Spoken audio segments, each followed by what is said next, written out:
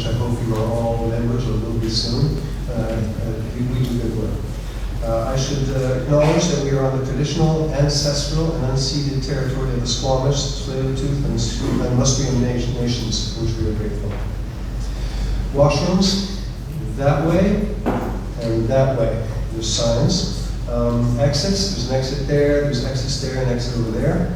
And I'm told that if there is a fire alarm, then people are supposed to muster, congregate across the street in front of the Thrifties. Hopefully that will never be an issue. At the outset, I should say that at this community meeting, and municipally this hasn't been an issue, but it has sometimes federally and provincially, we have a tradition of courtesy and respect. And the purpose of the meeting is to help the undecided sort of who they're going to vote for. And it may be that sometimes some people here already know who they're going to vote for, or maybe even have voted already in the advance poll. Everybody's welcome, but no cheering sections. No more people shouting and saying what a great thing every time their particular candidate says something. Polite applause is okay, but as I say, that has not been an issue in municipal things in the past. As a moderator, I'm responsible for ensuring that the time limits are respected, and we have fairly tight time limits because there are so many people. So what we're doing is, Susan here in front of me, in the black and white check shirt, she has an orange 30-second card. You'll see her hold that up to the candidate who's speaking. That means that candidate has 30 seconds to go. And then she'll hold up a red card, at which point you turn into a pumpkin. You have to finish the sentence you're on, and if it's a run-on sentence, I'll be talking to you. Each candidate will make an opening statement, and the speaking order will be alphabetical. We'll have the mayoral candidates first. And because we have so many candidates, it's going to be 2 minutes for the opening. And then as I ask questions, each candidate will get 90 seconds to answer. Because we're going to do different predetermined questions to each candidate, and it may be that I'll ask something that's somebody else's favorite question. Everybody gets wild cards, we call it, 2 wild cards each. And what that does is that if you hold up your wild card, and I'll take that, and when whoever the current speaker is, when that person finishes speaking, then you get to reply right there. Wild cards happened once, and so I have to say it right out loud that it can't. You can't use your wild card to make a closing statement. Your wild card is to respond to something that somebody else said. After everybody's made their openings, and then we have 1 question for every candidate, then we'll have a brief intermission. And at that point, if you're interested, we'll take questions from the audience. If you're interested, then you can write your name down on a piece of paper. They'll have these cards that you can do that on. And don't write your question down, please, just your name. And then I'll just draw names out of the hat at random. And there's a mic right there at the second row in the middle. And the person I call would go there, please. And I'm going to call the next person as well. So the next person can be ready to roll, and that way we're not losing a lot of time because we have a lot to get through.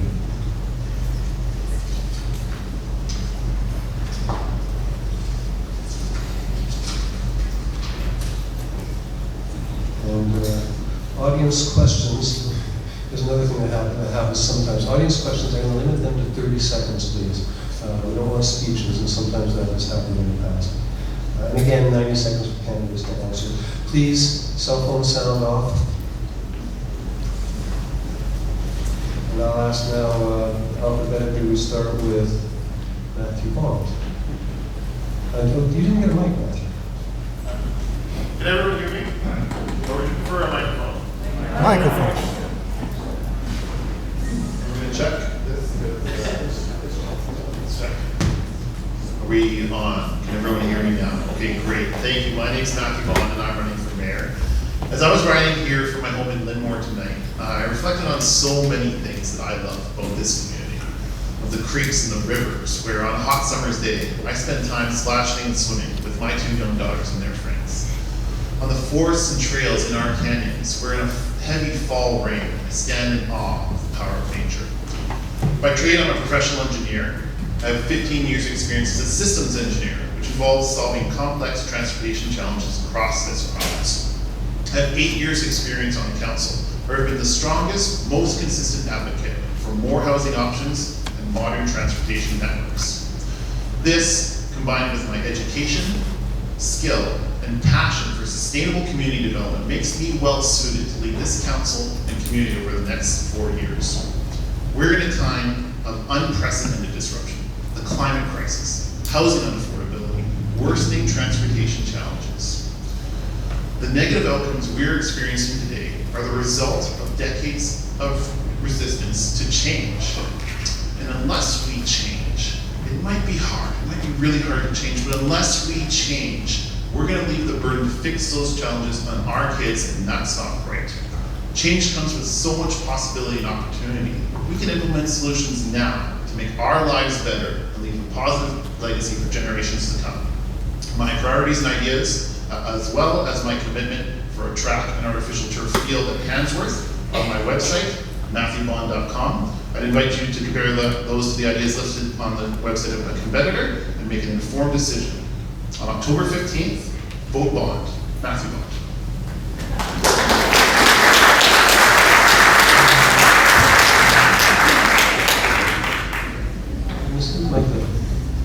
Well, good evening, ladies and gentlemen. My name is Mike Little. I'm the current mayor for the District of North Vancouver, and I'm asking for your support for re-election today, well, on October 15th.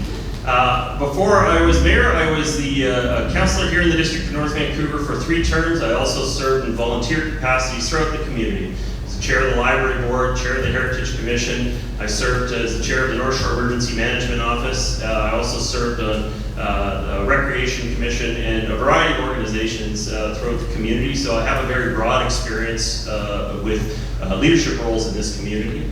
The top 2 issues facing our community are traffic and housing, and I've been working very hard on the traffic and transportation side. I'm on TransLink's main board. I'm also on the finance committee for TransLink, and I worked hard with our neighbors to get a commitment that has now been supported by the regional mayors, and that commitment is for about $21 billion in investment throughout the whole Metro Vancouver area, but a significant increase in bus hours, handy-dart hours, and a commitment after 10 years to bring SkyTrain to the North Shore.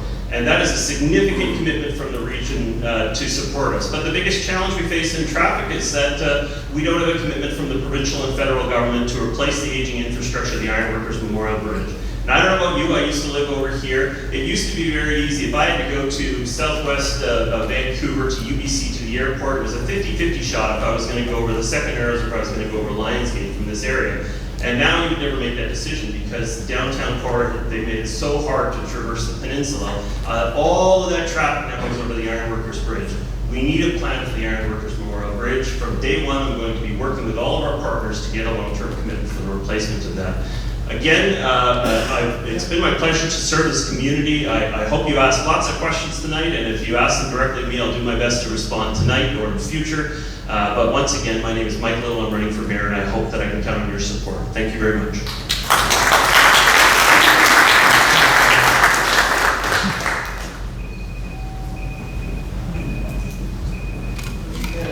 First candidate for councillor is Jordan Back. Test. Can everyone hear me? All right, well, good evening, everyone. It is so nice to be here. This is our 4th of the All Candidates meetings, and it's so nice to be able to finish here in Edgemont Village, one of my favorite parts of our community. My name is Jordan Back, and I've been on council since 2018. I'm a lifelong resident of the district. In fact, my grandparents actually helped fundraise to build this church many, many years ago. I now live in Lynn Valley with my wife and our 2 young children. Outside of council, I work in the advertising industry, where I work with clients and organizations of different sizes on their marketing campaigns. Throughout this term on council, I've also served on a number of committees, including the Library Board, the Chamber of Commerce, the Museum and Archives Commission, where we recently opened the brand new North Vancouver Museum, as well as Metro Vancouver's Industrial Land Strategy Task Force. I brought some of my own ideas forward this term as well. They included the safe consumption of alcohol in our parks, a food trucks pilot program, as well as a motion to involve more youth and younger adults in local government decision making. If re-elected, my priorities for positive change will include continuing to advocate for housing diversity, because housing availability and affordability is connected to all of our biggest challenges. So I'll be looking to continue to use district-owned land where we can to create the most affordable housing, looking at our single-family neighborhoods and where we can introduce some gentle densification in the form of coach houses and secondary suites.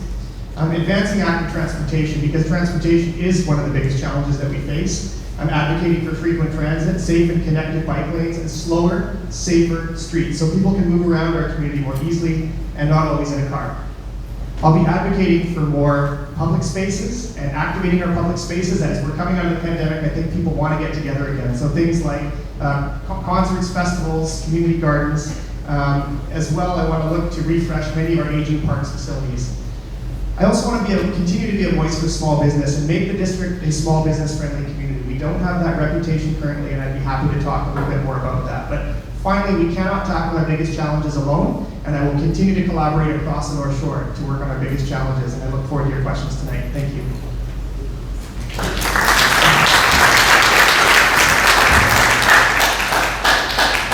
Trey Bell. Hello everyone, my name is Trey Bell.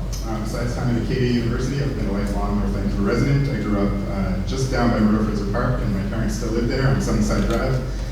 As a child, I would come up to Edgemont all the time and get candy from Peter Rabbit and go rent a movie from Greg's TV and Video. My career in volunteer life has been spent helping families, children, youth, and seniors.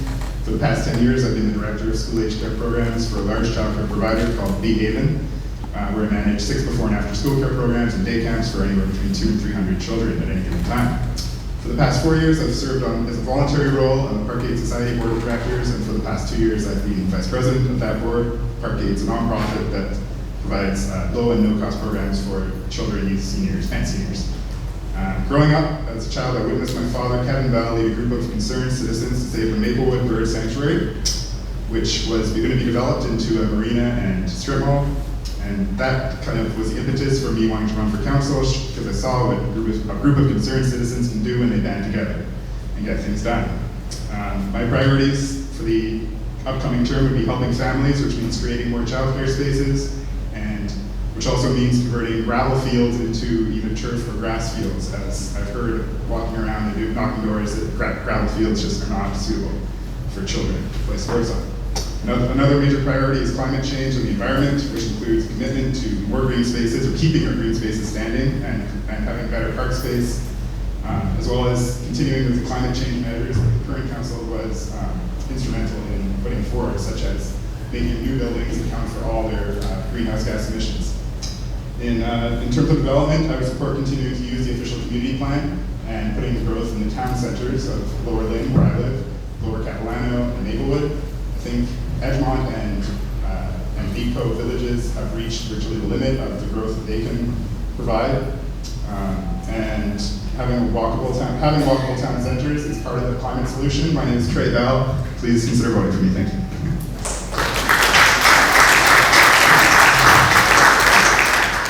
Betty Forbes. Hi everybody, thank you very much for being invited to come and talk to you tonight. I'm Betty Forbes and I'm running for my second term as a DAB councillor. It was like coming home here tonight because the very first house that I bought was just down the road on Ridgewood. So I lived in this neighborhood and used to shop at the old Super Value across the street. I had a significant volunteer career before my appointment to council in 2018, and it has included working on community boards and committees advocating for citizens and neighborhoods, and a voice for parent advisory committees to the provincial government. I'm a 4th generation North Vancouverite, and my sons were raised in Lynn Valley, and they're proud of their heritage. But I'm afraid that I'm probably going to be the last one of my family that's going to be able to afford to live on the North Shore. I define affordable housing as attainable housing, and that's housing that's always tied to income, whether you're a senior, a student, someone that's just starting out, a young family. I'm also an accountant by profession, and in the past I worked in the D&B finance department. I support forward-looking decisions, and I'm judicious in applying measurement skills, analyzing situations, active listening, and taking a collaborative approach to deliver effective solutions. I have sat on the Finance and Audit Committee, the Property Tax Parcel Role. I'm commissioner with North Vancouver Museum and Archives Commission, and currently I'm a commissioner with the North Vancouver Rec and Culture.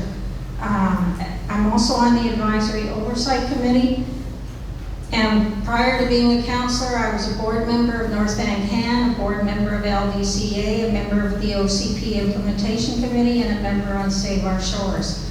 My focus will be on community voices. I am listening to the community. Housing, approved diverse housing that fills the gaps in the continuum and attainable, tied to income. Supportive housing, rental housing, employment housing, seniors housing. Thank you. Thank you. Jim Hanson. For those of you who have not had the pleasure to meet already, I'm Jim Hanson and I've been a councillor in the district for 8 years. It's always nice for me to be here in Edgemont. My grandmother, Hazel Govins, lived at 777 West Queens, and I have so many good memories of being here.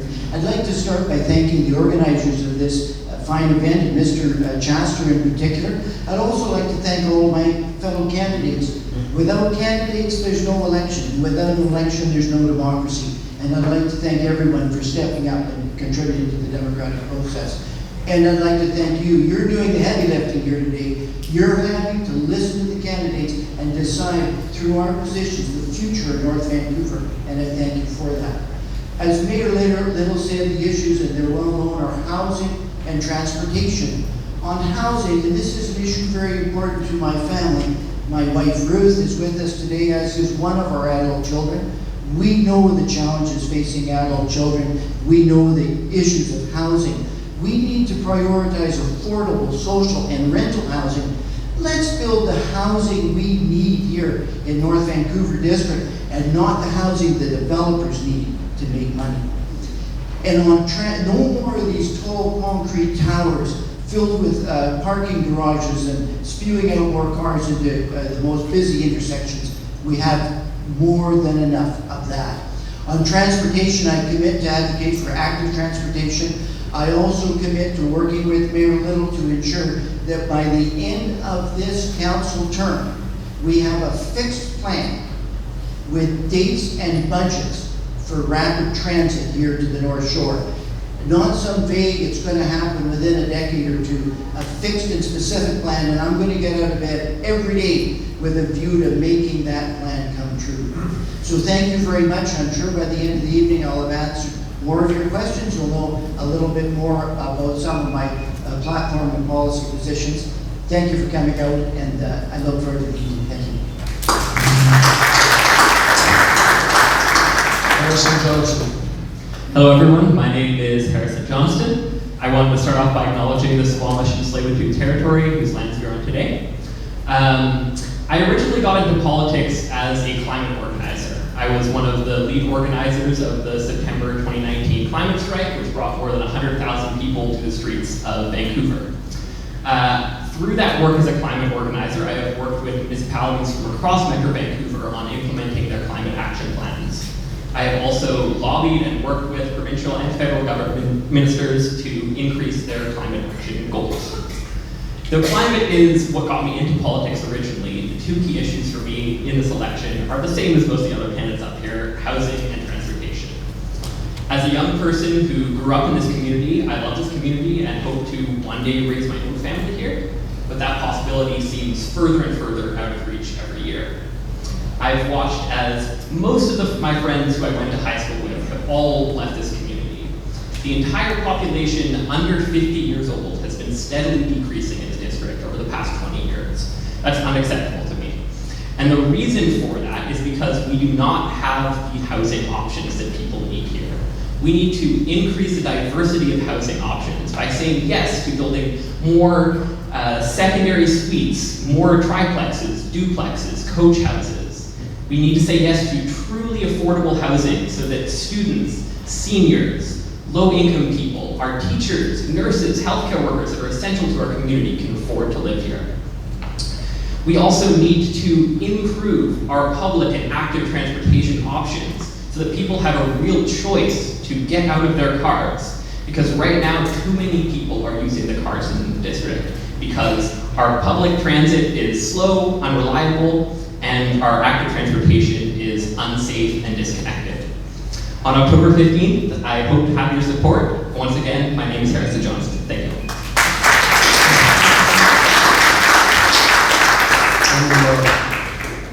Hello, my name is Herman Mom. I was born in Vancouver and have lived in the district for over 20 years with my wife Deborah and my young daughter. I'm running for councillor.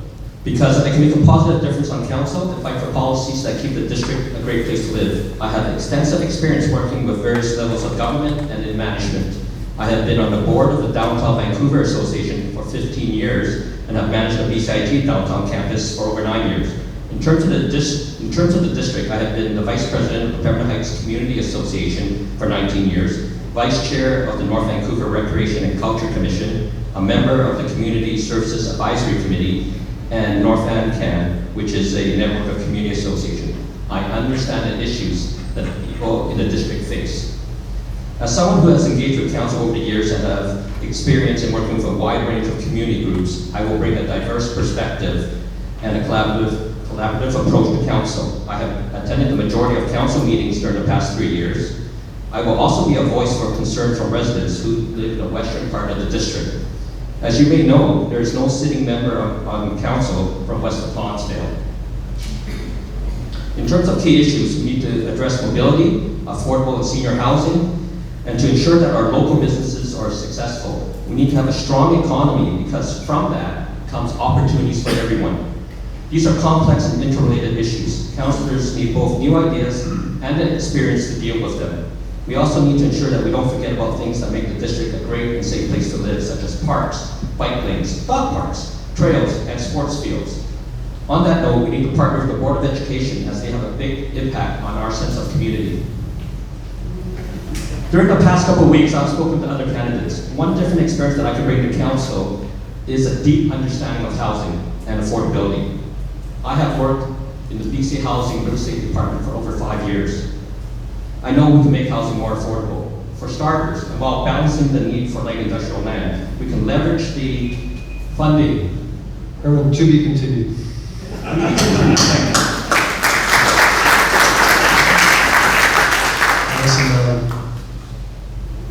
As I stand here, I realize I know what's on the mind of everyone when they see me right now. Where'd you get that jacket? And it was from the Sally Ann in New West, right by the SkyTrain station. It was about $32 or something like that. Maybe they have another one. Good evening, everyone. My name is Elson Mallon, and I'm running for North Vancouver District Council. Some of you might know me. I've been trying to meet as many people as possible, knocking doors, and some of you also might know of me, maybe from my mom, who's been campaigning harder than me. Well, this is my first time running. I've been involved in some capacity or another in about a dozen election campaigns before this, and I also have extensive history of volunteerism on the North Shore. I've coached hockey for the last 10 years. I was on the Rental, Social, Affordable Housing Task Force for the District of North Vancouver, and I've been on the Community Services Advisory Committee with Herman here for the last 3 years, connecting with local nonprofits. This experience, combined with my knowledge of our community, has led me to my current job position with North Vancouver Seymour MLA Susie Chant as her full-time assistant. If you do not know me from any of that, perhaps you've seen me around. I used to live just down the road at Delbrook for a couple of years, and I frequented Edgemont Village a lot. And I also worked at Grouse Mountain for a few years before that. I loved to walk to work, so I was walking through Edgemont pretty well on a daily basis. If still none of those bring us any connection, I hope we can connect here tonight or on this campaign. I have a massive platform focused on building complete communities. I hope we can get to all of it, although I'm doubtful given we only have a couple hours. So come chat with me about anything on my platform, and I can't wait to talk to all of you and talk about building a future that we can belong in. Thank you.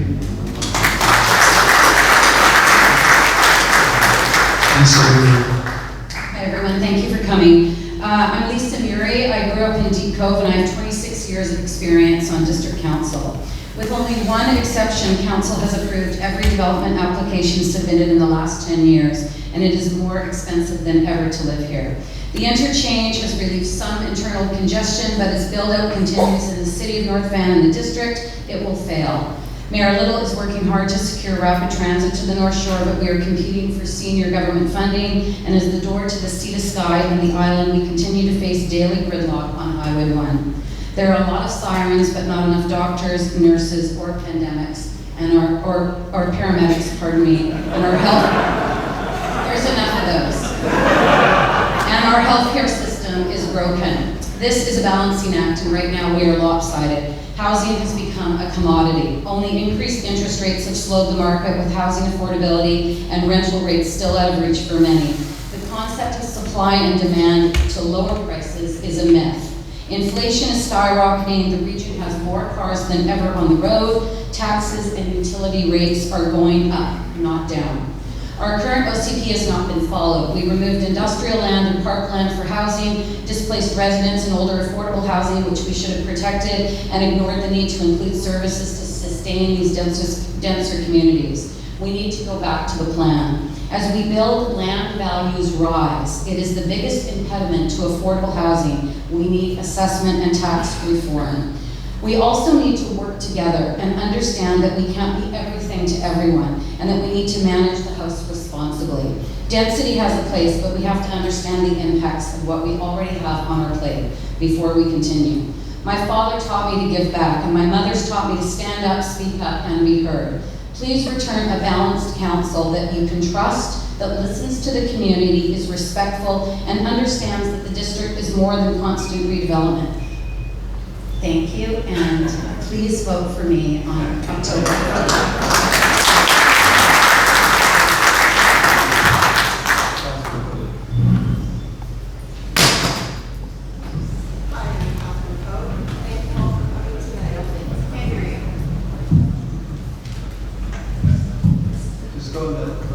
One, two. Hi, I'm Catherine Pope. Thank you for coming tonight. I've lived most of my life on the North Shore. I live just down the street with my teenage daughter in the Westview area, and she goes to Handsworth. I was for 2 decades, I was a journalist at Global TV, and I think my journalism training has enabled me to approach problems with a critical eye and a critical lens. What can we do better? How can we make this more effective? How can we save taxpayers money? These are all of the problems that can come up daily when you're a council member. Over the last 10 years, I've been a consultant. I've worked on engagement and public relations with government organizations, the BC Nurses Union, and most recently the BC Human Rights Commission. I'm also a committed volunteer, and I've worked for the last 15 years with the Adopted Families Association and the Victoria Foundation to find permanent homes for youth and children in government care. I feel like we're all so blessed to live in this beautiful place, but I am really worried about the future. I know my daughter will never be able to afford to live here. I know I won't be able to afford to spend $15,000 at Abaca if I get older and need it. I know a lot of young families aren't able to move here now and be with their parents. I talk to many of them when I'm door knocking. And we already know that the reason we can't get restaurant staff and nurses and dental hygienists is because they can't afford to live here. So traffic congestion, staffing problems, they're all linked back to the lack of housing. And that is exacerbated by the length and complex zoning process. Thank you, Catherine. I think we can do better. I'm Catherine Pope. Thank you.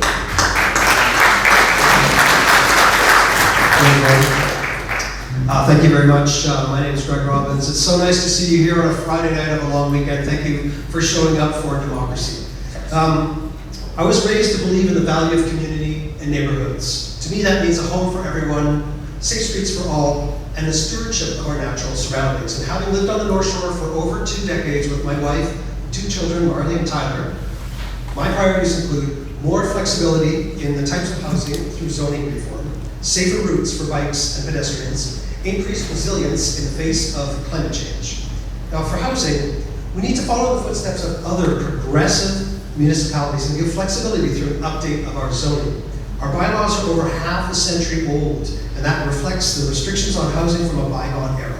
Ultimately, this means we're excluding the very people we need in this community: dental hygienists, firefighters, small business owners, and even our own children. Let's update our bylaws to allow for duplexes, triplexes, suites, coach houses, and lane homes. Let's provide the homes people are demanding and the homes we need. For getting around, we all want less traffic on our roads and quieter, healthier communities. I believe in the development of safe, fully connected routes for anyone getting around who is not in a car. The more options we have without the need for a car, the less we are driving around in cars, the less traffic there naturally is. For our climate, I will champion the safety of our community in the face of climate change. Let's move faster on the prevention of forest fires, expand incentives to reduce our footprint locally, and encourage a move to more sustainable sources, such as solar. I believe in homes for everyone, safe routes for ourselves and our children, and the stewardship of our climate. My name is Greg Robbins, and I hope to see your support on October 15th. Thank you.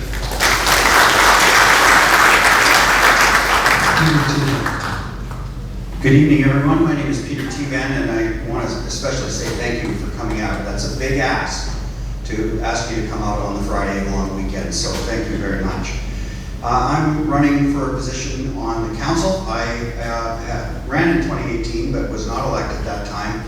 But I have been effectively applying for this job now for 5 years. I've gone to virtually every council meeting and workshop for the last 5 years. So I'm very up to date with almost every issue, except those closed meetings, of course. And I know very keenly what the job I'm applying for is. I'm applying for the job of councillor. I'm not applying for the job of governor. I know that this role is a role where I listen to you and represent and protect your interests, not control you and force you to live under my own agenda. That's the job that I'm applying for, and I'm very, very distinctly aware of that. I am also very focused on fixing root causes of problems, not continuously treating symptoms, and therefore I want solutions that are founded in common sense. One of the biggest things I was upset about in the last term of council is we moved to virtually ban the use of natural gas for home heating in new built homes to force you all to use electricity, which is 3 times as expensive. And the future plans for BC Hydro are produce that electricity. About 30% of the plan is produce the electricity by burning natural gas and related gases. Doesn't make sense. I want to see solutions that fix problems. I want to see your tax burden go down, if at all possible, because I don't want to see money wasted, and I'm very focused on that. So my name is Peter T. Van, running for council. Thank you.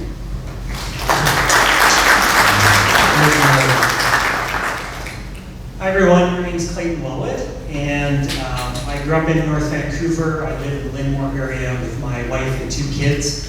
And in my professional life, I'm a project manager in the construction industry. I'm running for council for the first time, and I'm running because I want to bring decision-making closer to the level of the citizen.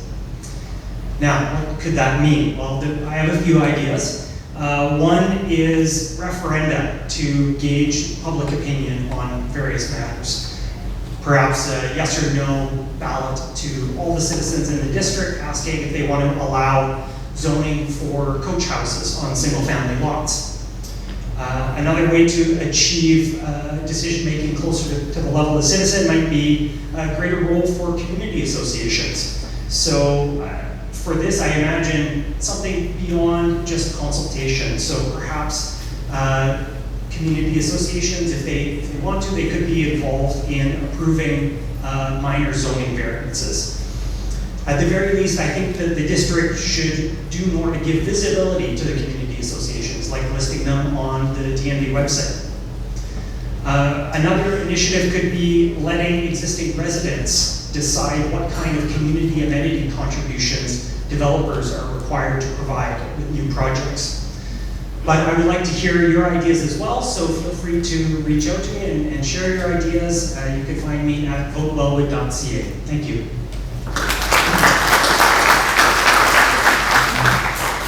Now we'll move on to the part where we have predetermined questions, and I'll ask each councillor a question. We're not asking the same question to more than one person.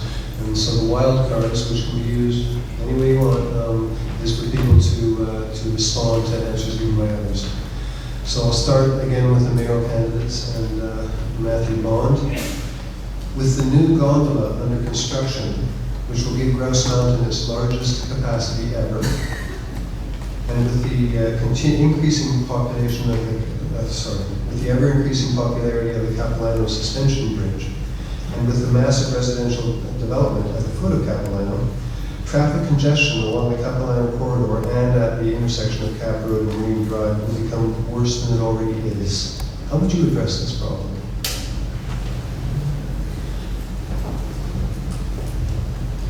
Testing. Okay, this works great.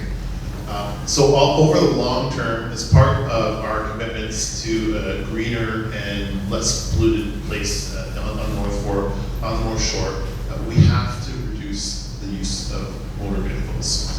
And the first way we do that, especially for people coming from outside the region to major tourist destinations like Grouse Mountain and Cap Ridge, is to increase bus service. Capilano Suspension Bridge and Grouse Mountain both run their own buses right now. One idea I've had is reaching out to them and working in a partnership with TransLink and private operators to increase public bus service so that everyone gets the benefit, not just the local operators. Specifically at the intersection of Capilano Road and Marine Drive, there are new buildings down there, but the buildings down there only have one parking stall. So the people that live there already have access to the bus. They can walk to Carouche Market, that's only a 2-minute walk away, or take one bus stop down to the Save-On Foods. In those buildings, people will drive less. They do. I live in one. I think Trey lives in the same building as me, so people drive less. It's a different experience than what we have up in the suburban neighborhoods. So, 90 seconds left. I'm told it's time to stop. Yes? Jim Henson wants to use one of his wild cards, please. Thank you, and I certainly agree with Mr. Bond that we need more buses, but there's something else that we can do immediately, and that is to stop making a bad problem worse. One of the last acts of our council was to approve a 27-story concrete tower with 330 units, 80% of them expensive strata units, and 337 parking stalls. Now, if you're going to spend $1 million or so for one of these strata units, I imagine you're going to use that car. 3 members of council, Councillor Forbes, Councillor Murray, and I, we said no. We said this is the wrong transportation plan. You don't add 337 more cars to the most congested part of the district. And Councillor Bond will be well aware as a traffic engineer of the tipping point theory. Roads can handle so much flow, but when you overload them, they bung up. And adding 337 more cars to the most congested part of the district is just terrible land use planning. We've got to stop going in the wrong direction. Thank you. Peter T. wants to say something. Thank you. I just want to add to what Jim said. I was at all the meetings for that same complex, and I beseech council on behalf of the public not to go ahead with the plan. You're going to hear a lot of talk tonight about a concept called walkable communities and complete communities. Problem is, when you have the opportunity to build one, you ignore the concept, because what we pointed out was they were building a 27-story concrete tower that was supposed to be mixed use and have commercial on the whole podium, maybe even the second floor. It was taking out 2 restaurants, you guys all know them better than I do, Denny's and the Faux Restaurant, and a hotel, and it replaced it with a 500 square foot coffee shop. The Lionsgate Village Town Center is almost complete, it's almost full. And there isn't a grocery store in the middle of it. There isn't a school anywhere nearby. Complete communities is a great concept, but you've got to do it. Thank you.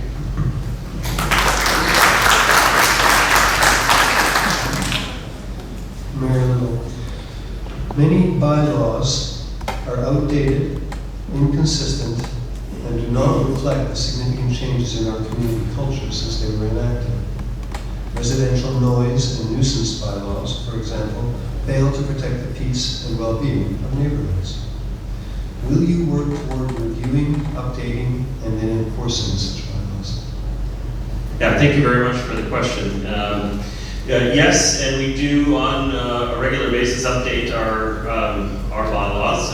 This last council did focus a lot on the residential single-family zoning bylaws, and questions of nuisance was a part of that discussion. We also talked about protection of the boulevard space, noise, lighting, all kinds of things that relate to being good neighbors. We were able to make some changes. We weren't able to get a consensus on some of the others, but from time to time, as the priorities change in the community, we'll do our best to be able to respond to them. Our bylaws are updated constantly. I think our most recent bylaw was 8,700. We have plenty of bylaws that have been updated from time to time. So it's not that you wait for a set time, that it's been 20 years since you last updated it. We update them on a regular basis as needs come up in the community. And I did just want to say on the last question as well, the other question is one of Capilano Suspension Bridge.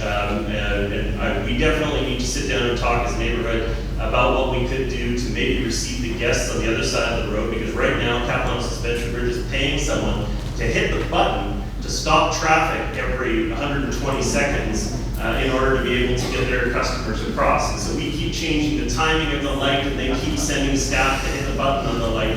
We need to come up with a better long-term solution where we actually load the park from the other side of the street. Thank you very much. Thank you. Now the candidates for council, starting with Jordan Back. The District of North Vancouver Official Community Plan proposes densification in town and village centers and along main transportation routes. Would you support a change in the official community plan to permit the development of low-density multifamily housing, such as row housing or townhouses, in single-family neighborhoods? Perfect. Thank you very much, and thank you for the question. Certainly our OCP is designed to focus the majority of our density in town centers, because we want to create complete town centers where transit is connected there as well. But I do think we need to start to look at single-family neighborhoods, whether that looks like townhouses or row houses. I'm not sure. I think we could look at 3 units or 3 homes on one single-family lot, where you've got a secondary suite and maybe a laneway house or a carriage house, as is permitted in the city of North Vancouver. One of the challenges in the district is that we don't have a lot of lanes, but we do have a lot of large lots where they could accommodate some kind of dwelling unit in the rear of the property, which would allow, in many cases, intergenerational living. So aging parents can live in the coach house, and the younger family can live in the main house. So I think that's more a solution in single-family neighborhoods before we start looking beyond that. But I do think we are going to have to look at how we can gently densify in our single-family neighborhoods. Thanks.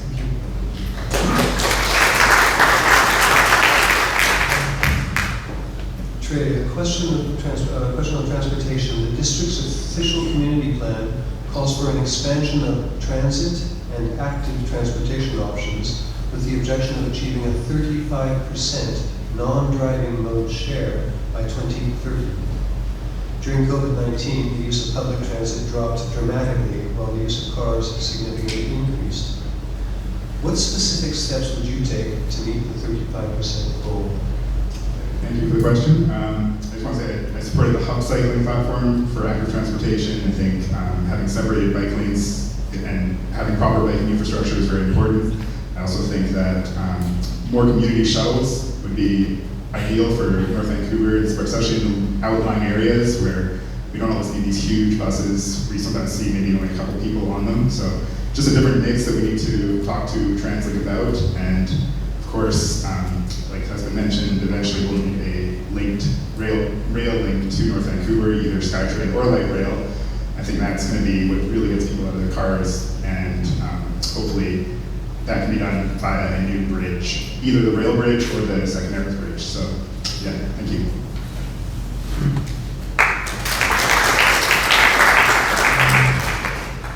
Forbes. The official community plan, not unlike the Edgemont Village Plan, calls for low-density multifamily housing immediately surrounding villages and town centers and along major transit corridors. The 2018 Council, at its first meeting, killed the BOFO 2 townhouse project here in Edgemont Village at fourth reading. as well as the proposed 5-story development at the old Delbert Community Center site, which would have included low-cost housing for the less well-off, a facility for seniors, and a daycare. Council's subsequent approval of a smaller 4-story development there would provide less below-market housing and is less economically viable to develop. The site still sits vacant. What steps would you take to promote housing developments which meet the goals of the official community plan and the Edgemont Village plan, and which might actually get built? Thank you for the question.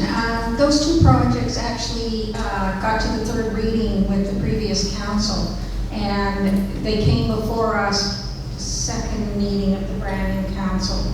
And I can't remember the timing of the other one, but it was shortly after the new council got in. So a lot of the new people that came in, including myself, weren't involved with getting those projects to the stage for adoption. And so we didn't have all the information and all the facts. The townhouse development up here was when I was on council, and the only two councillors that voted for that were Matthew Bond and Jordan Back, and the rest of council voted against it because Edgemont had so much construction going on then for a number of years. Grosvenor was still happening, and the deadline for Grosvenor was extended into the next year because they had to dig up the road so many times. And the small businesses had already suffered from all the construction that was going on here. The citizens had suffered through it. And so part of the reason was that we decided, because the timeline for the other developments were being pushed out, that we couldn't approve that particular development at that time.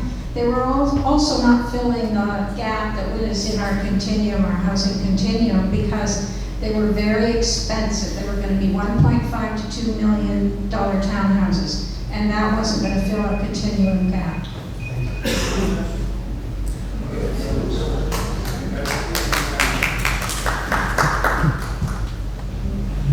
I did just want to comment on that question because I remember very clearly, I believe it was our second council meeting as a new council in 2018, when we lost the Delbert project. And it still hurts for me to even think about it because we lost two very good partners. Catalyst was going to build the housing, and we had Care BC that was going to run respite care. Two very needed things in our community, and we still have a parking lot. Had we advanced that, which we should have, because we had all the information and it was an adoption, and despite what Ms. Ford said, we had all of the information. We weren't part of the previous council, of course, but it was an adoption, and we would have been well on our way to seeing that much needed housing, affordable housing, and respite care built. I did just want to comment on the construction fatigue in the village, because I know that was very much being felt 4 years ago. So I just want to acknowledge that. I do think that now we're at a point where we're enjoying the vibrancy that's here, finally the new grocery store, and it's really nice to see that. But I did want to just comment on those projects. And the other one was the Canfield Crescent, which is the 8 townhomes over here that I brought back because it was largely supported by the immediate neighbors. Thank you.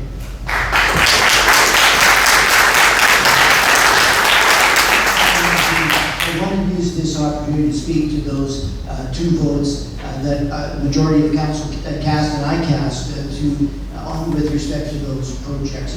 Nothing has been more discussed of this council than those two votes. With respect to Bothell, that may be a vote that I regret casting. In 8 years of serving on council, I have cast many, many votes. I think if I stood before you and said each and every one of those was the right vote, you know that I'd lie about other things too. I'm not sure that Bothell 2 is a vote that I would cast in the same way over again. With respect to 600 West Queens, it was a much more complicated matter.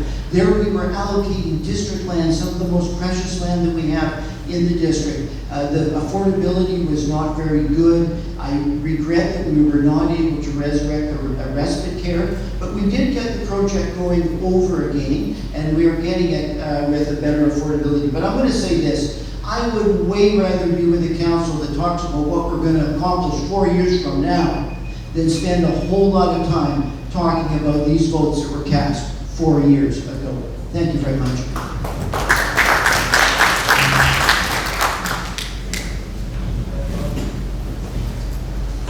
So while on council, I've been the strongest advocate for more housing options across the spectrum. After the mayor and four other councillors canceled that project at Delbrook, fully funded affordable housing project, and another project at 100 affordable homes at Burr Place was canceled behind closed doors. I advocated for all those decisions to be brought out into the public, to make sure that council, when we're making affordable housing projects, bring them forward, we pre-zone the land first to remove those millions of dollars that were wasted by the nonprofits in BC Housing trying to get those projects through a council that was not going to approve them. My strategy that I brought forward and was supported by council eventually was to bring all district-owned lands to the table, do a portfolio-based analysis on all of them, and bring forward the best sites, the top 10, which the district can use to provide affordable housing across the district.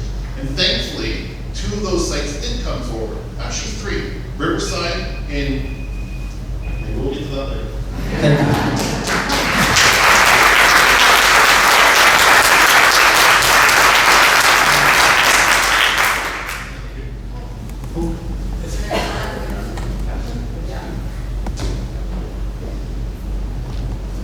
Wild cards are dropping like flies on this one.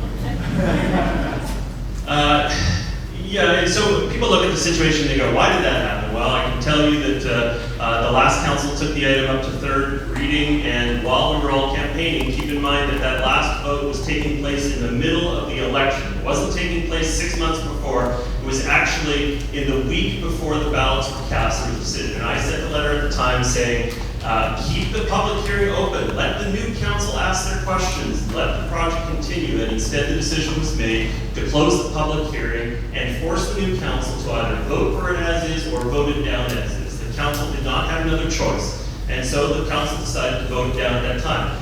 And now, a couple of people up here would like to make it look like that was a waste, that nothing happened. We've been using the Delbrook facility to support the Christmas hamper program, to support the Red Cross Society, to support countless organizations in our community as a low-cost space for them to be able to use in the interim time. We didn't waste it. We got a ton of benefit of it. And now that the new facility is open at the bottom of Cap Road, those organizations have moved there, and now we'll work on Delbrook. Thank you very much. Catherine Pope would like to say something. So I live right around the corner from the Delbrook lands in the old community center, and it's one of the reasons I got involved in this election, because it has been 7 years that this council has been, and the previous one, have been talking about what to do with those lands. They voted against a fully funded project funded by the provincial government, namely BC Housing. They voted against that and voted against affordable housing that would have been built by now for people who need it, for our friends, our family members, our seniors, and they also voted against a seniors care center. To me, well, I clipped out the City of North Van's headline the other day because they said, the City of North Van has signed an agreement for an affordable housing and seniors care project once rejected by the District of North Van. It's shameful. Thank you.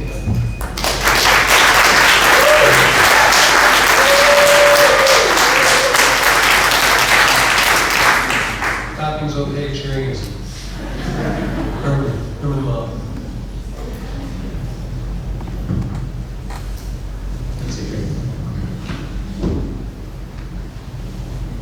I support additional housing, especially affordable housing and senior housing.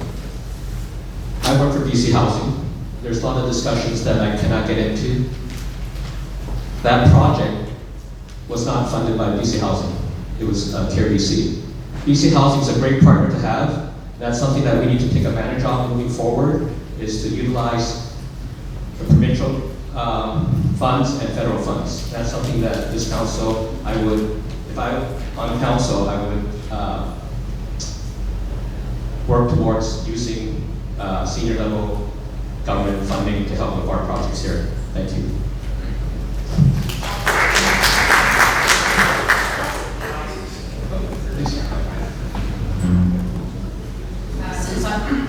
Hello?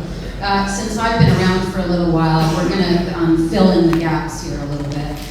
First of all, there was a significant process done with the SFU Center for Dialogue that was created to consult with the local community of Upper Capilano and Delbrook on that piece of district land. We did that in agreement as a council because we wanted to hear from the community. So the community came out, we spent a significant amount of money, we came to a resolution on that site, and it was agreed to, and council didn't want to approve what the community said that they would accept. And that is when the battle began. So why do we begin a process? Why do we talk to the community? Why do we ask them what they think and then not carry it forward?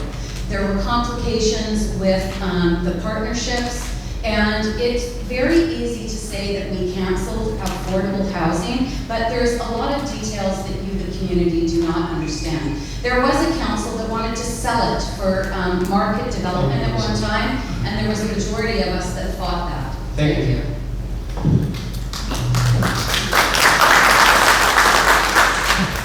Next question is for Jim Hansen. Many new homes are being built with lighting all over the exteriors to the point of interfering unreasonably with the neighbors' use and enjoyment of their properties. Would you support regulatory changes to prevent the approval of plans and the issuance of building permits for homes with excessive external lighting? I'm sorry, I'm not speaking loud enough, I'm sorry. I'll run it again. Many new homes are being built with lighting all over the exteriors to the point of interfering unreasonably with neighbors' use and enjoyment of their properties. Would you support regulatory changes to prevent the approval of plans and the issuance of building permits for homes with excessive external lighting? And the answer is yes. This ties in broadly to a livability theme. I mean, my campaign theme is a livable North Vancouver. And as we change and grow as a community and as new trends evolve, we need to make sure that we update our bylaws and the rules surrounding the way we live. And currently these rules are simply too lax with respect to lighting. And there are instances where people take advantage of the existing rules in order to have very bright lights that beam out across the neighborhood.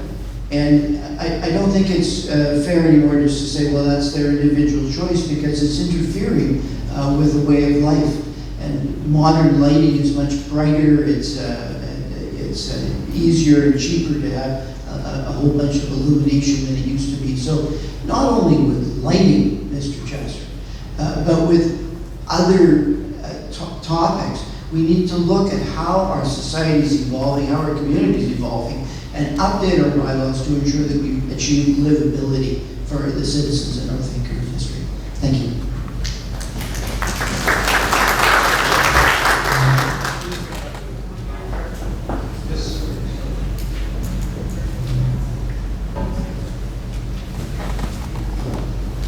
That's the lighting one is exactly the sort of issue that I think is best solved at a level that is below that of the district, right? Because different neighborhoods could have different senses of what's appropriate in regard to external lighting. You know, maybe in a denser area that's closer to a town center, you know, an area of townhouses. People enjoy having the additional lighting on the houses because it helps illuminate the streets, and people are walking home late from work there.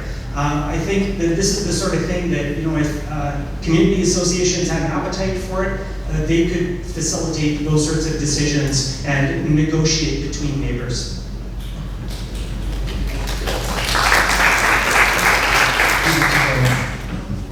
Thank you. I think this is a good opportunity to speak to an important issue. You've heard my colleagues here provide some good ideas, and they are good ideas. But the problem with regulating the design process is you set limits on exterior lighting, and in order to achieve that, the builder and the homeowner put in low intensity bulbs. They get their approval, and then they replace the bulbs. It's nice if community associations said that, but what do you do when a neighbor decides not to get along? This begins and ends with bylaw enforcement. We have too long that our bylaws department are either unable or unwilling to go out and enforce a bylaw. And let me tell you, if a bylaw is getting broken after 4:30 p.m. on a weekday, it's probably not going to get enforced. And you are left to your own devices. That's, I think, the root cause of this kind of problem. And it doesn't matter whether it's lighting or noise or anything else, we've got to enforce. There's no point in passing a bylaw if you're not going to enforce it. I think it comes down to enforcement.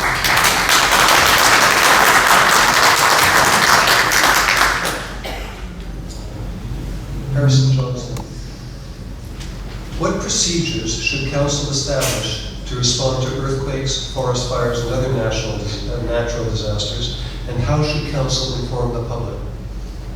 Absolutely. I think this is a really critical thing, especially, as I said, what got me into politics originally was climate. We're seeing increasing climate disasters impacting our community. The example I'd like to use, well, there's two of them that I think are really critical that we're going to be experiencing more and more frequently, which are forest fire smoke and heat waves, both of which can have a really significant impact on people's health. So in terms of heat waves, we need to ensure that everyone in our community, especially seniors who live on their own, has a system in place where they are being checked on to make sure they are okay. Because the people that died in that heat wave were majority seniors who lived on their own, who had no one come and check on them. That's unacceptable.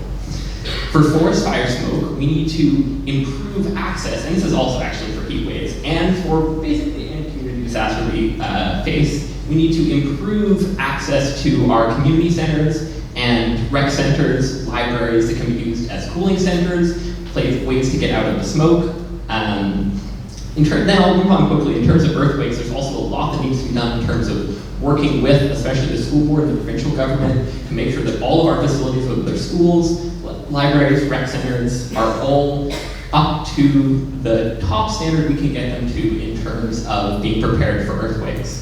And whatever other natural disasters we may face. In terms of forest fires, there's also some work to be done on, especially along the edges of the forest in our community, to ensure that those areas are properly maintained so when a forest fire does come, we're ready to respond to it. Thank you.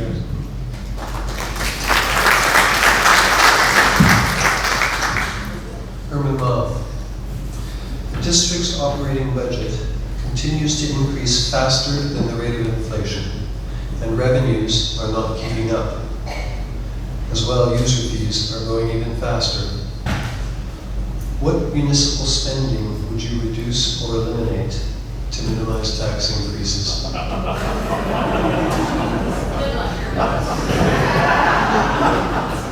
Adrian, thank you for that question.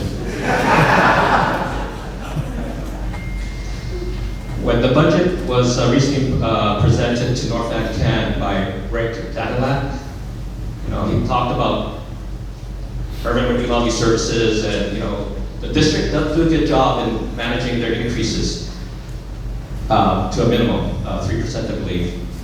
My question to Dan was, hey, this is all great. Where are the cuts? Do you know what the answer was? Oh, they're all built in there, but it wasn't obvious. So, do I have specific cuts that I would do?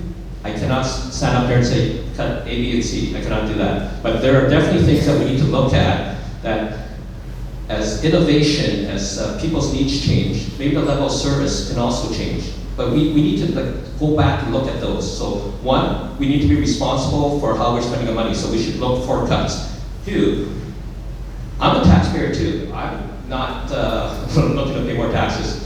But increases are going to happen. We got inflation coming. So as a counselor, I would work with staff to make sure we get the cuts where we can. And if there's tax increases, we're going to have to look at ways to mitigate those for the taxpayers. That's the best I can do right now. Thank you.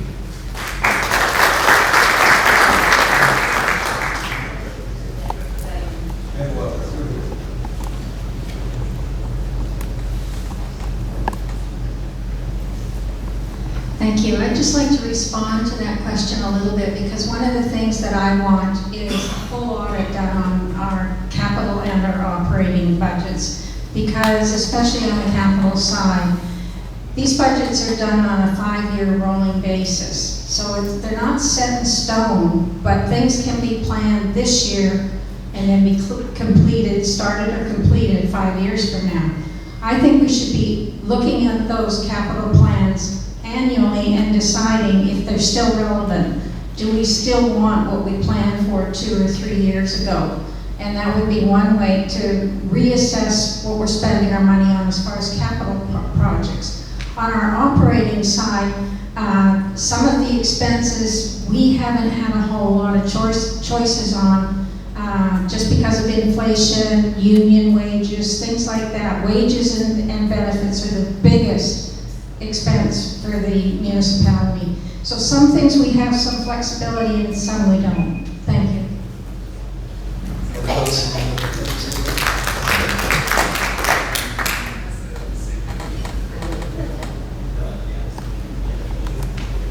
I think this was the one I'd use my wild card on, but that's okay. There is one thing, and I feel like a few people do know about this.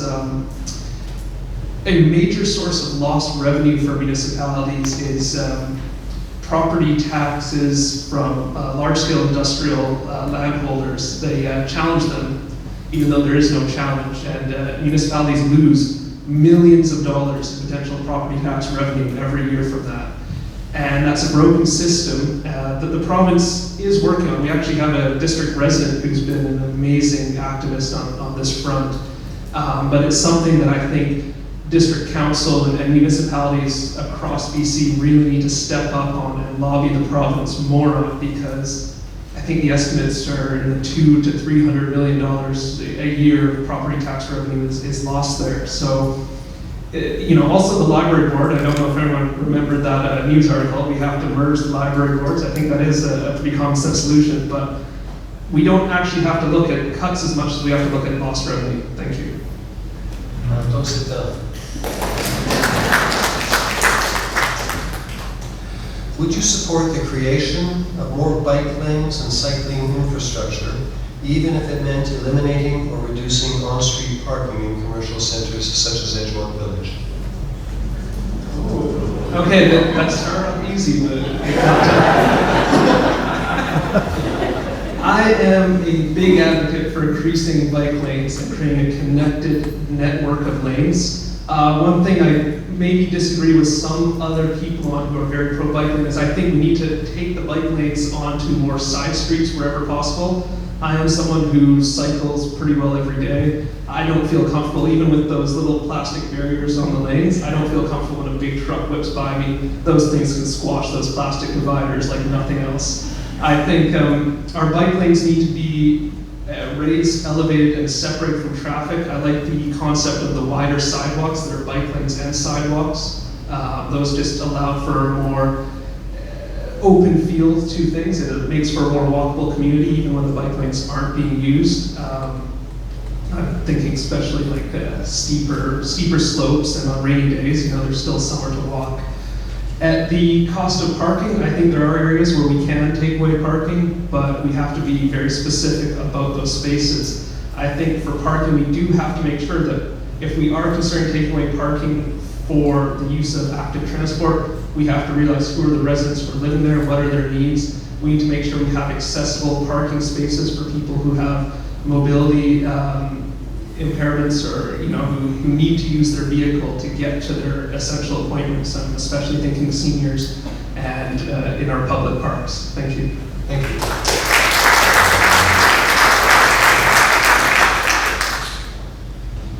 Lisa, given that Argyle is getting a new one and Windsor is getting, I'm talking about artificial turf fields, I'm sorry. Given that Argyle is getting a new one and Windsor is getting a replacement of their old one, and Carson Graham has one and Sutherland has one, in short, that with the sole exception of Handsworth, all large public secondary schools in the district have or are slated to get artificial turf fields with support from the district. Will you support the development and funding of an artificial turf field at Handsworth School? Absolutely. And how about we all raise our hands to see if we would also support funding for artificial turf? We absolutely would, and the district has been a leader in artificial turf fields. We put the first one in North Vancouver at William Griffin. That was fought by Councillor Doug McKay-Dunn.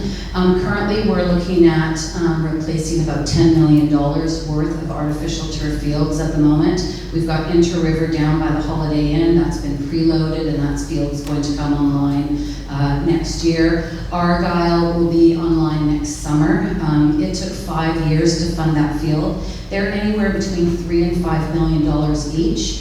And then we're doing Kirkstone, Argyle, Inter-River, and we've laid a carpet down at Kirkstone. So these fields are very expensive. They all have different needs. Handsworth sits on a slope. It would need to have retaining walls as part of it. And the district council, all councils have been really concerned about the loss of the track at Handsworth. It's our only track in North Vancouver. And we are in the district anyway. We've got one at Carson, and there's a track that goes around Sutherland and one that goes around Windsor. But in the western part of the district, we need to be able to maintain that track. So the mayor has suggested that we go to how we funded Windsor, which was go to the federal government. And we also had a donation from a local industry, actually, put up $1 million to build that track. So we have to be creative, but I'm absolutely supportive, and I will spearhead that project. Thank you.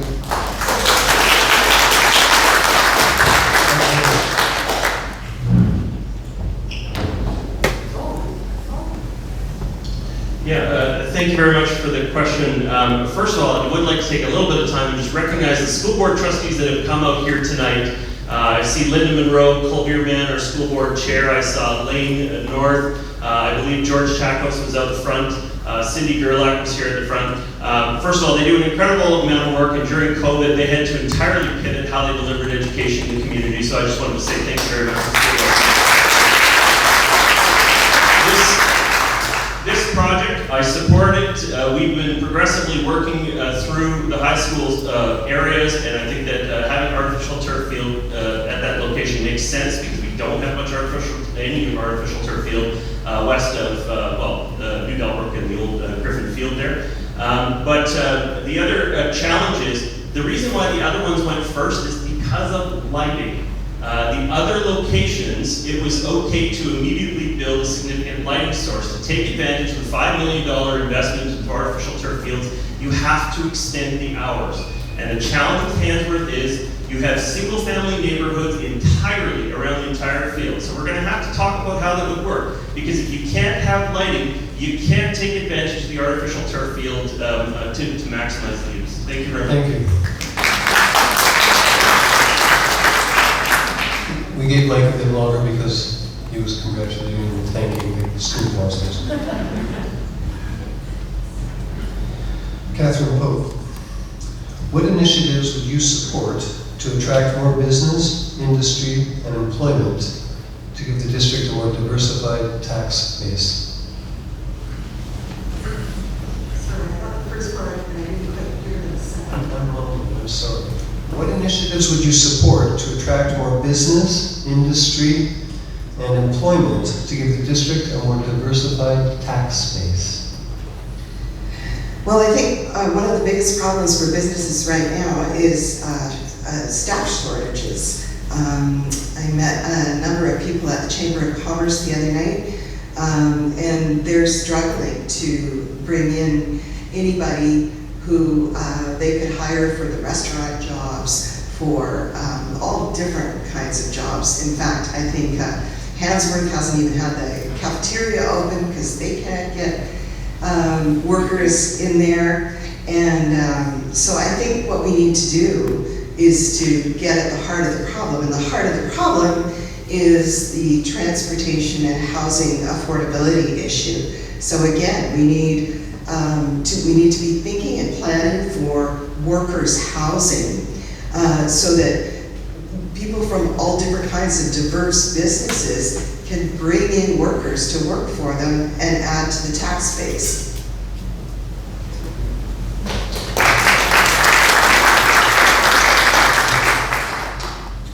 Lisa. Thank you. So one of the things that we do is we need to absolutely do assessment reform and tax reform. Eli was talking about a gentleman named Derek Holloway, a resident in the district who worked for BC Assessment for years.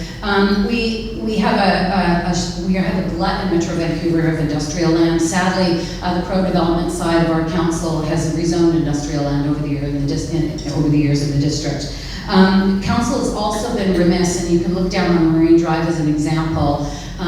We haven't required minimum size units. If you look at the city of North Vancouver and Lower Lonsdale, they have small little units. It makes for quite a diversity of different kinds of businesses. Developers will now retain commercial property and they will lease it out to the highest amount of money. And if you have minimum size units, you create much more diversity. Marine Drive was supposed to be sustainable. It's turned into a health mecca, a health corridor, where only banks and chiropractors, doctors, and dentists can afford to go in there because the lease rates of these new buildings are so expensive. The same in Lower Capilano and the same in Lower Lynn. It is not diverse and council needs to fix it.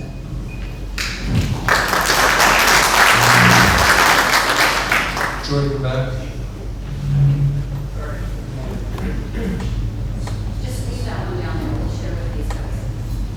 So I just wanted to add something else. As part of our review of the official community plan, one of the areas we looked at was the local economy.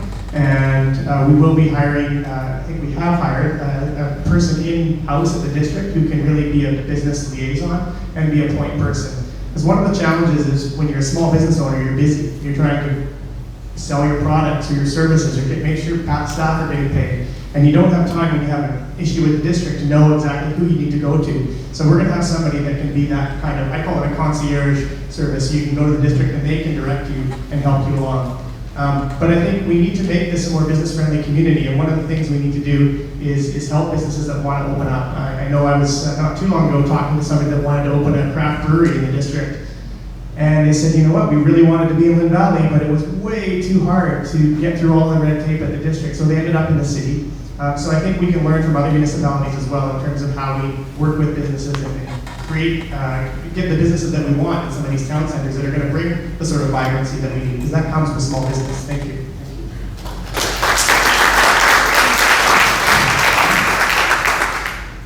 Greg Robbins. The practice in the district is to hold a public hearing with every application for rezoning, regardless of whether the proposed change accords with the official community plan.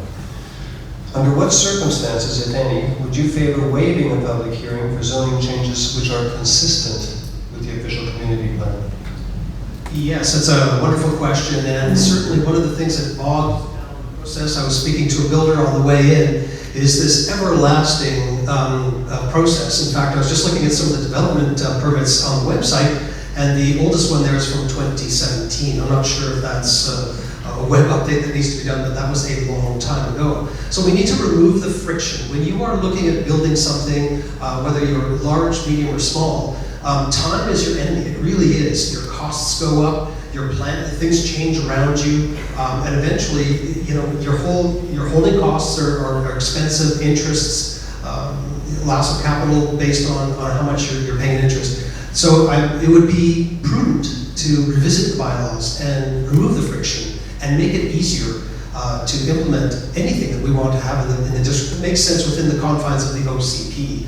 And there could be some prefabricated opportunities for people to slide into that would just make it simpler. Thank you.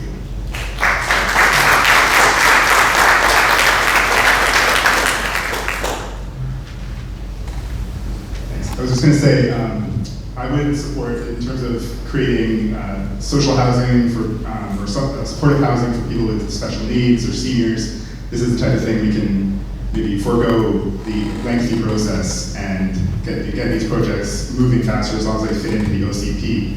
As far as large development projects, sometimes we need to send those back to make sure we're getting the contributions from developers, like subs like affordable rental or rent-to-own programs. There's talk about how much federal money there is now for different things. There's $2 billion sitting out there for rent-to-own programs that we can access for the district. So these are the type of things we need to be doing. Thank you.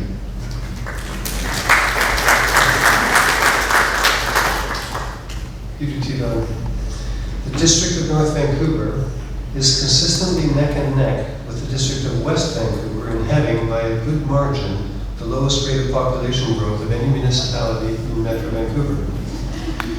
Should this continue even in the face of the threat by the provincial government to impose housing solutions on the recalcitrant councils? The interesting part about this is that our residences are actually growing faster than our rate of population. So who are we building for?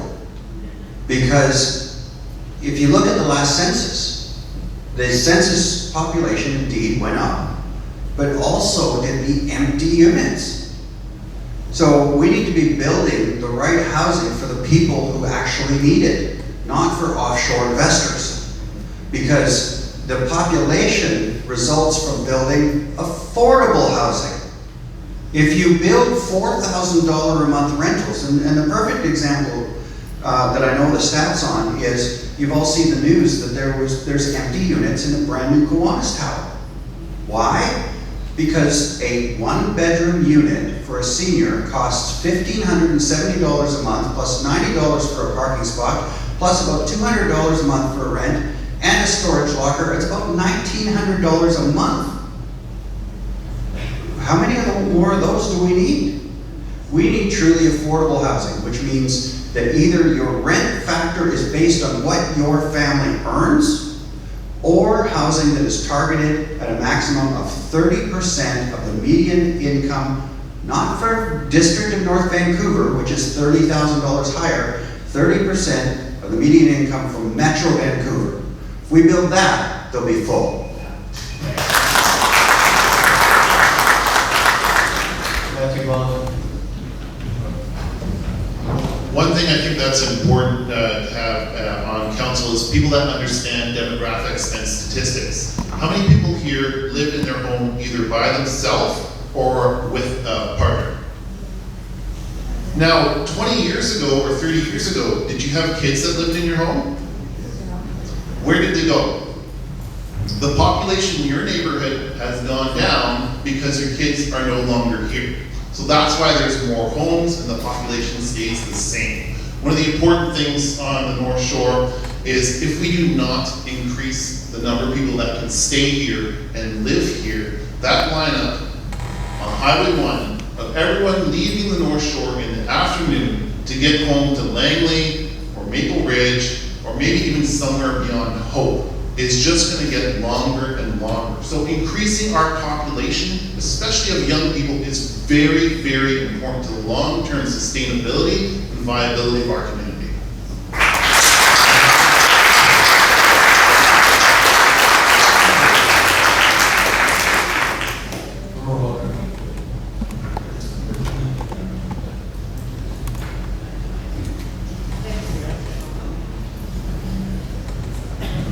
Matthew just stole a lot of what I was going to say, but I just wanted to add to that as well. The reason the population in the district and West Van has stayed the same is because the population of young people has been steadily decreasing. And when I say young people, that's not just people my age. That's every age demographic, 54 years old and under, has been steadily decreasing in population in the district over the past 20 years. And that is because of decisions that have been made by council. You heard up here a few questions ago, a lot of councilors trying to explain why they said no to affordable housing being built in this community. We need a council that is willing to say yes to the housing that we need for our kids. I want to be able to live here. I want my children to be able to live here. I want my grandchildren to be able to live in the same community as me. In order for that to happen, we need more diversity of housing, because the housing that exists in the community right now simply isn't working for everyone 54 and under, and that is why we are leaving. So we need more diversity of housing. That means increasing density in neighborhoods, not building massive towers necessarily, but we need better housing options. Thank you.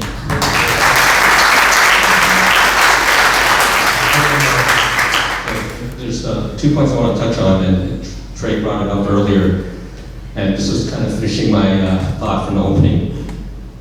Higher levels of government does have money that they'll put towards housing. It's just that we as council need to look at those and take advantage of those opportunities. So I'm confident in the last 2 years of the recent term, council was moving towards that and improving some housing. So I think that's something that we need to continue.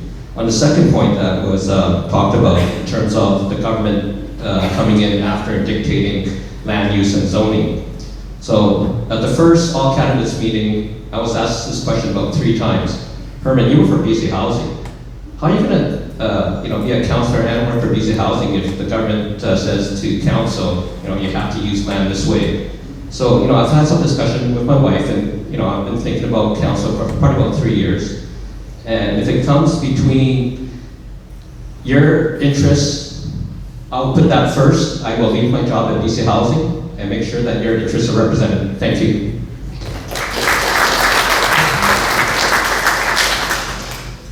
Clayton Wellwood. You have the mic there? The process to approve plans and issue building permits for both commercial and residential construction is significantly slower in the district than in other lower mainland municipalities. The same may be said for opening new commercial enterprises. How should council get the approval processes working more expeditiously? That's a very good question. Yeah, that's certainly what I understand the case to be. The District of North Vancouver, out of Metro Vancouver municipalities, is one of the slowest for issuing building permits. Same goes for development permits. Yeah, there's probably a lot in there that can be expedited. I think that part of the issue is that the district and staff of the district may be trying a bit too hard to impose their aesthetic vision or their energy sustainability vision or other visions that don't directly relate to just building homes for people. So I really believe that the decision on which building permits are based should be very stripped down to life safety concerns, and I think if the process were looked at in terms of that, I think that a lot of the hurdles could be eliminated.